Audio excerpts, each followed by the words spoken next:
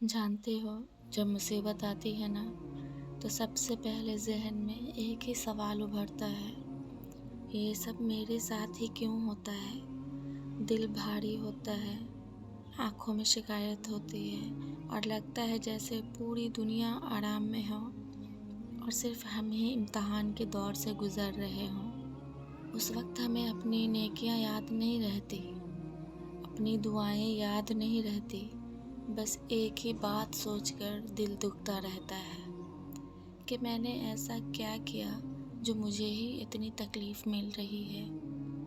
लेकिन अगर थोड़ा सा रुक कर सोचो तो एक गहरी हकीकत सामने आती है। मुसीबत इस बात की निशानी नहीं होती कि अल्लाह तुमसे नाराज़ है, बल्कि कई दफ़ा मुसीबत इस बात का इशारा होती है कि अल्लाह तुम्हें अपनी नज़रों में रखे हुआ है।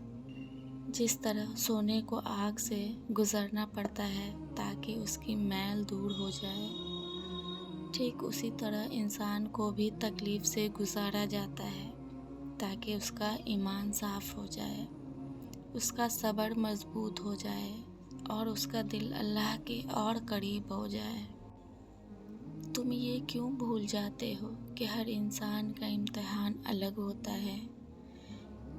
किसी का इम्तिहान पैसा है, किसी का इम्तिहान रिश्ता है और किसी का इम्तिहान तन्हाई है और किसी का इम्तिहान वो मुसीबत है जो सबको नज़र आ जाती है।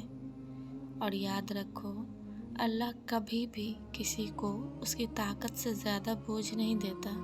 अगर तुम पर मुसीबत आई है तो इसका मतलब ये है कि अल्लाह जानता है कि तुम उसको बर्दाश्त कर सकते हो।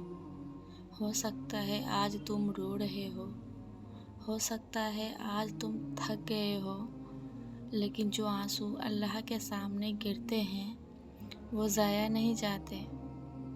हर दर्द, हर शिकवा और हर खामोश दुआ अल्लाह के पास महफूज होती है। इसलिए जब अगली बार ज़हन में ये सवाल आए कि ये सब मेरे साथ ही क्यों होता है, तो अपने दिल को ये भी समझा देना कि शायद अल्लाह मुझे किसी बेहतर चीज़ के लिए तैयार कर रहा है।